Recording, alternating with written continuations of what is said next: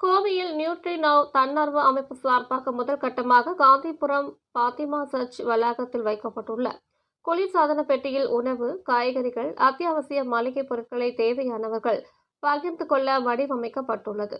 Qatar நாட்டில் Delhi public பள்ளியில் படித்து வரும் கோவையை சேர்ந்த நிகில் டி குரூஸ் கத்தாரில் நியூட்ரி நவ் எனும் மாணவர் அமைப்பு சார்பாக சமூக குளிர்சாதன பெட்டிகளை மக்கள் கூடும் இடங்களில் வைத்து அதில் உணவுப் பொருட்கள், தண்ணீர் மற்றும் ஜூஸ் பாட்டில்கள், அத்தியாவசிய மளிகை பொருட்கள் போன்றவற்றை இலவசமாக பகிர்ந்து கொள்ளவும் எடுத்துக்கொள்ளவும் வசதியாக சுமார் இதுவரை 40 குளிர்சாதன பெட்டிகளை வைத்துள்ளார்.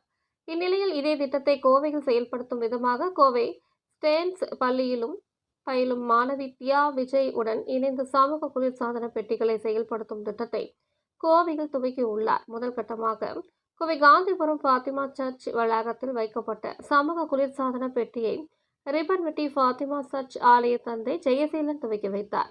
கோவையில் முதல் முறையாக துவங்கப்பட்டுள்ள சமூக குளிர்சாதன பெட்டியில் ரொட்டி, பிஸ்கட், தண்ணீர் பாட்டில்கள், ஜூஸ் வகைகள், காய்கறிகள் மற்றும் அத்தியாவசிய மளிகை பொருட்கள் வைக்கப்பட்டுள்ளன. இது குறித்து மாணவர் நிகில் மற்றும் மாணவி தியா ஆகியோர் கூறுகையில், உணவு தேவைப்படுபவர்களுக்கு உணவு பரிமாற ஆர்வமுள்ள ஒருவர் இந்த சமூக குளிர்சாதன பெட்டிகள் வாயிலாக பகிர முடியும் என தெரிவித்தனர். பொது இடங்களில் வைக்கப்படும் இந்த சமூக குளிர்சாதன பெட்டியால் ஏழை எளிய மக்களுக்கு தேவையான உணவை இலவசமாக பகிர்ந்து கொள்ளவும் எடுத்துக்கொள்ளவும் உதவுவதாகவும், மேலும் இது உணவு வீணாவதை குறைக்கவும் சமூகத்தில் பசியை போக்கவும் இந்த திட்டத்தை செயல்படுத்தி உள்ளதாக தெரிவித்தனர். உணவு வீணாவதை குறைப்பதிலும் சமூக ஒற்றுமையை அதிகரிக்கும் வகையில் மாணவர்கள் வாயிலாக துவக்கப்பட்டுள்ள சமூக குளிர்சாதன பெட்டிகளை பலரும் பாராட்டி வருகின்றனர்.